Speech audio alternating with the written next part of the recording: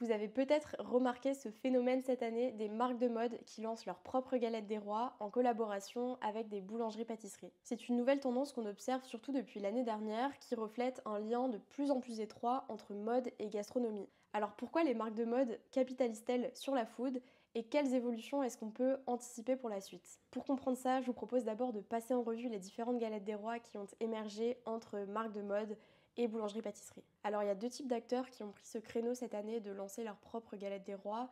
D'un côté on a les maisons de luxe telles que Dior ou Louis Vuitton et de l'autre côté on a des marques de mode un peu plus accessibles telles que Jonac, Balzac Paris, The Couples ou encore J.M. Weston. En tout cas, vous allez le constater, que ce soit les galettes issues de maisons de luxe ou les autres, elles ont tout un point commun, c'est qu'elles reflètent parfaitement l'identité et les valeurs prônées par les marques. Pour commencer, on a la galette des rois de chez Dior, réalisée en collaboration avec les chefs Jean Humbert et Romuald Bizard.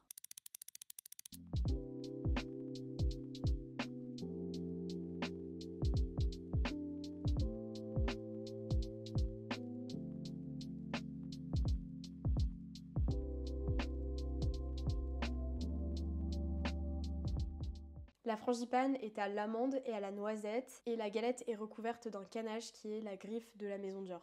À l'intérieur, en guise de fève, se cache un petit talisman en verre qui est peint à la main et qui évoque les différents porte-bonheur de Christian Dior. Donc on a l'étoile, le trèfle à quatre feuilles, l'abeille et la rose. Je trouve qu'à travers cette galette qui ressemble presque à une pièce de haute couture, on retrouve vraiment le raffinement intemporel que Dior souhaite véhiculer.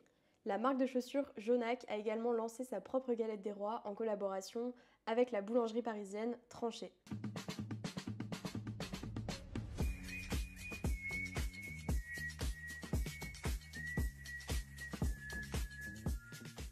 Alors si Jonac a choisi de s'associer avec la boulangerie Tranchée, c'est pas du tout anodin parce que la marque de chaussures souhaite se donner une image moderne et branchée tout en ayant des modèles finalement assez simples. Et c'est également la mission de la boulangerie Tranchée. D'après sa cofondatrice, leur mission est d'apporter de la modernité, de la sensualité à la boulangerie traditionnelle. Ce qui donne lieu à une galette des rois qui est en effet moderne. On passe à la galette de The Couples avec la boulangerie parisienne Copain. Alors là, ils proposent une galette au chocolat noir vraiment inédite, qui est noire, vegan et sans gluten. D'abord, à travers l'esthétique de la galette, on retrouve ce style rock chic que The Couples souhaite se donner. Et également, dans le choix d'une boulangerie vegan et sans gluten, on retrouve ce côté radical et très subversif de la marque. À la clé, ici, ceux qui tombent sur la bonne fève peuvent avoir un bon d'achat de 250 € dans les magasins The Couples.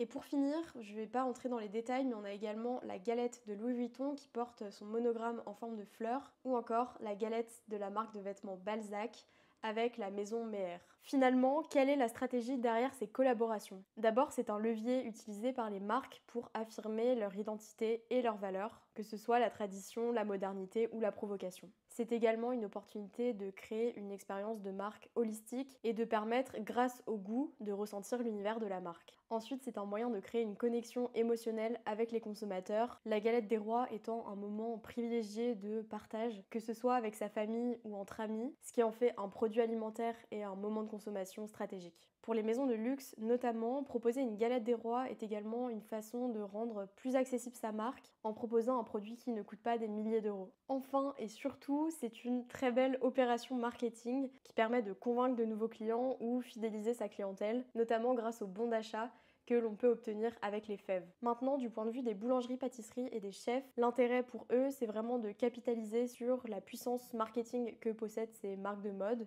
et également de se détacher de la casquette uniquement food qu'ils possèdent. Alors, quelles évolutions peut-on envisager pour la suite? D'abord, je pense que ces pratiques vont se démocratiser à d'autres types de marques. Initialement, c'était un phénomène qui était vraiment restreint aux maisons de luxe et qui s'est déjà étendu à des marques plus accessibles comme on l'a vu avec Jonac ou Balzac. Mais on peut tout à fait imaginer qu'il y ait des marques beaucoup plus grand public qui s'emparent de cela. On peut également envisager que d'autres grands rendez-vous gastronomiques français soient mis à l'honneur à travers ce type de partenariat. Par exemple, à l'occasion de Pâques, pourquoi pas une collaboration entre une marque de vêtements pour enfants et un chocolatier qui créerait ensemble des œufs de Pâques, voire même une chasse aux œufs. C'est tout pour cette vidéo, merci de l'avoir regardée. Je serais très intéressée que vous partagiez en commentaire vos hypothèses concernant le rapprochement entre mode et gastronomie et quel type de partenariat pourrait selon vous émerger. Et enfin, Abonnez-vous pour vous tenir à jour des dernières tendances les plus émergentes dans la food.